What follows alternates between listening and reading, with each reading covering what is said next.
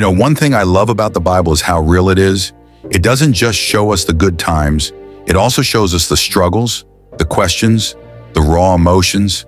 And Psalm 89 is one of those chapters that really hits home because it talks about two things that many of us deal with: remembering God's promises and feeling sorrow when blessings seem far away.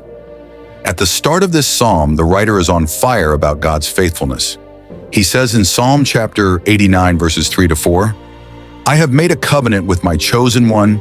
I have sworn to David my servant, I will establish your line forever and make your throne firm through all generations." That's powerful. That's God saying, "And I don't break my promises."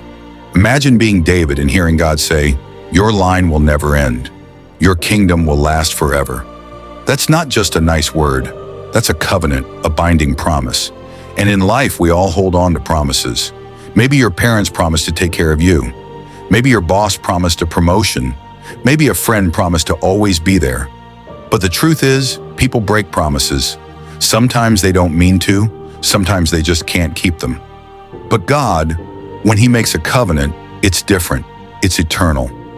Now here's the twist. Later in the same chapter, the writer's tone changes. It's almost like he's looking around at his life, looking at his nation, and saying, wait a minute, this doesn't look like what God promised.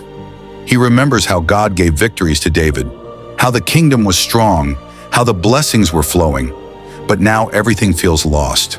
Enemies are winning, the nation feels weak, the people are broken, and in verse 46 he cries out, "How long, Lord? Will you hide yourself forever? How long will your wrath burn like fire?" Man, have you ever felt that?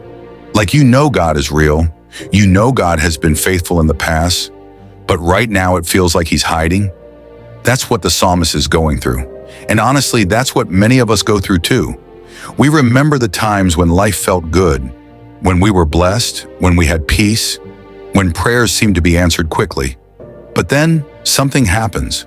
We lose the job, the relationship falls apart, health gets shaky, the blessing feels gone, and you're left asking the same question, God, how long?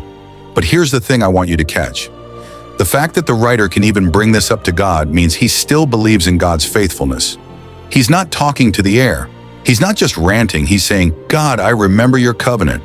I remember what you promised, and I'm not letting go of that, even though I don't see it right now. And that's faith.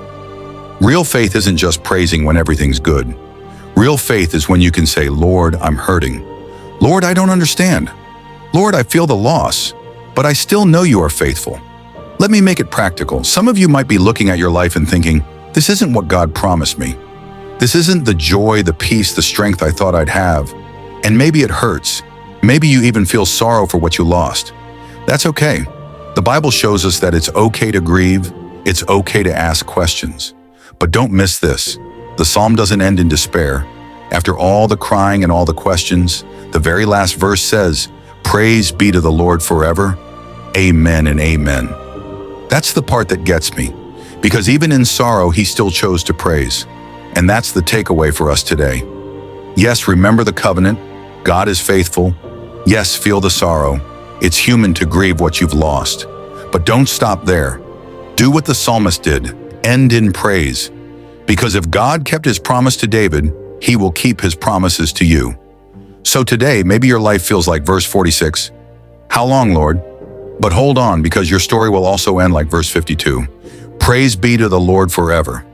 Don't confuse God's silence with his absence. His covenant still stands, and his promises are still good.